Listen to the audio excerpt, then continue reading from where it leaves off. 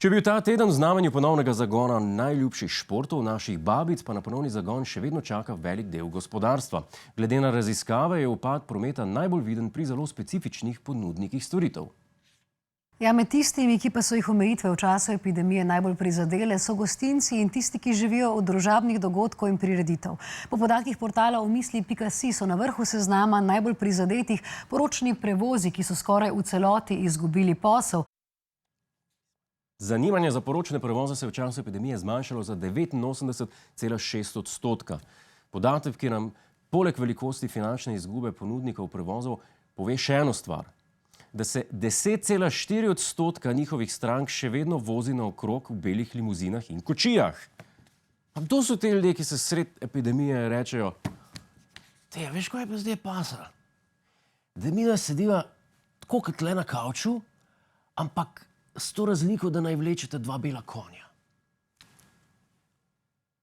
Glede na dolžino karantene bi bila za lastnike kočij idealna rešitev, da v svojo ponudbo vključijo še ločitvene prevoze.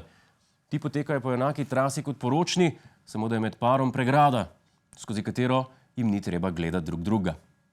Druga novica za ponudnike prevozov pa je tudi, da bodo svoje bele konjičke končno lahko odpeljali na tehnični pregled. Ti od ponedeljka obratujejo s polno paro in z novimi zaposlenimi.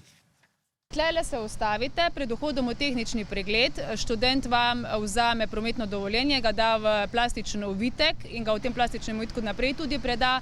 Avto razkuži na vseh površinah, ki se jih kontrolorji dotikajo, to se pravi volan, ročica. Če študent pred trgovino očisti voziček, ki ste se ga dotikali vi, študent pred tehničnimi pregledi očisti površine, ki se jih je dotikal kontrolor. Torej, volan, ker je vozil, ročico, ker je prestavljal, in pepelnik, če je slučajno kadil. Kljub temu, da so se odprle tako avtomobilske storitve, kot tudi gradbene in tehnične trgovine, pa policisti v tem tednu niso zaznali večjega števila kršitev pri prestopu občinskih meja. Najbrž zato, ker do zdaj ljudje niso imeli tehtnega razloga za prestop občine in so fasali kazen. Zdaj ga končno imajo. Reče se mu hobi beton. Naval na gradbene trgovine je bil ta teden namreč večji kot takrat, ko so kot edine v Sloveniji še ponujale zaščitne maske s vsemi certifikati. Zakaj tako velik naval na gradbene trgovine že prvi dan, pa najbolje razloži naslednji gospod. Nismo mogli delati in smo izkoristili prve trenutke, da smo prišli malo nabavati. Kaj ste povzeli, čistko? Kaj ste počeli? Vzel sem barvo, eno sekirco, pa eno razrečilo. Vzel je sekirco in razrečilo, v rokah drži pa še zaščitne rokavice.